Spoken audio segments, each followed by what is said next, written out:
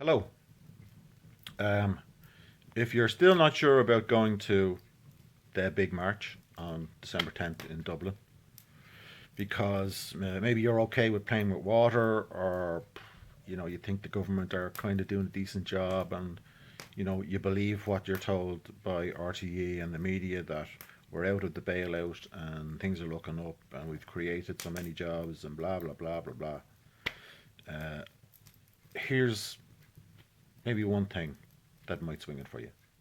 When Fine Gael came into government and Michael Noonan was pretending to do a new deal for Ireland on the bailout, he dismissed questions about explaining, the mechanics of it and what it meant and how it worked and all that type of thing. He said it was a very complex issue, very complicated, finance, high finance, financial instruments, derivatives, bonds, whatever, very complex, couldn't explain it.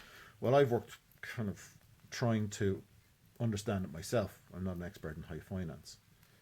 Diarmuid O'Flynn of Ballyhay, in his videos and his blog, The Whispering Magpie, have been very helpful in helping me to understand it. So I thought I'd try and translate into understandable language what the bailout means. Imagine that you went to Shelbourne Park for the dog races. Okay? And imagine there's a race on. Let's call the race the Irish Economy Stakes. And in the race, there is a dog who's very promising. He's been doing well and looks like he's going to come in a winner. The dog's name is Construction Boy. Okay. Construction Boy starts the race and the crowd is cheering, the stands are packed. Everybody looks like they're going to make a little bit of money. He was the favourite. He looks like he's going to come in a winner. And he does well for a couple of laps, streaking down the back straight on the last lap, comes around the bend, and just coming into the final straight, the dog dies. So, the owners of the dog, okay, the owners of Construction Boy, go to the race organisers, the government, and say, listen, our dog died, can you, we put a lot of money into it, we bred it, we reared it, we fed it, we trained it, we're out of pocket here, we need, we're going to lose a lot of money and we won't be able to, put any more dogs into the race unless he gives a helping hand. So the race organisers, the government, say, fair enough, I'll tell you what we'll do. We'll buy the dog off you, the dead dog. So the owners are delighted with this, they're getting some of their money back anyway and whatever. And they chance their arm and they say, well, that's grand, but actually the dog died, but he would have won the race. So we should really be entitled to the winnings, the prize money. So the government go, oh, okay, tell you what, we'll give you the prize money as if the dog won the race. While you're carting him off the track on a gurney because he's dead. So the owners are delighted. Well, the developers and the builders of Construction Boy, off they go, happy as Larry. Now, the bookies aren't too happy.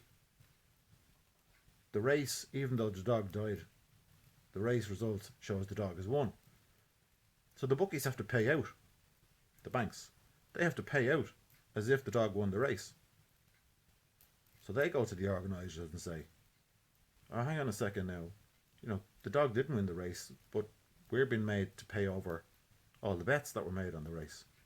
So, we operate here. You can't really have a gambling industry without us here. If we all go out of business, your gambling industry is shot and your stadium will shut down, whatever. So the organisers say, oh shit, yeah, okay, listen, don't worry about that, we'll cover all the bets, we'll cover all the money that you have to pay out on the dead dog. Great stuff, say the bookies, the bankers. So now the gamblers, the high rollers, come in and they chance their arm with the government as well. And they say, well, hang on a second now. We're getting our prize money, but actually, you know, we had an accumulator on the dog.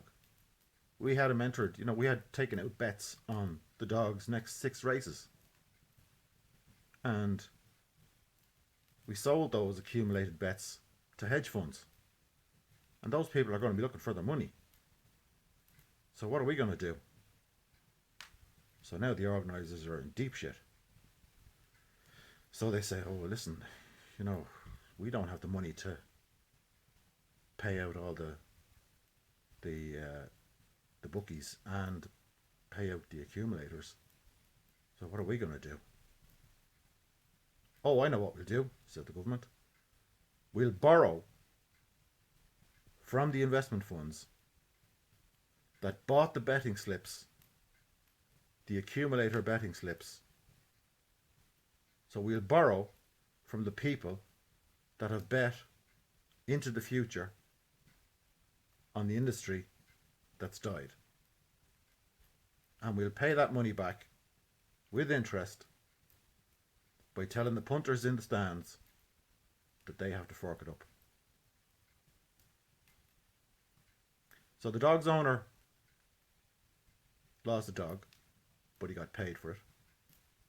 The bookies had to pay out on a race where the dog that was a favourite won the race but actually died. And the gamblers who took out future bets on the dog's next 6 races get paid out as if the dead dog won the next 6 races. And the bill has been handed to you. You ready to march? See you on Wednesday.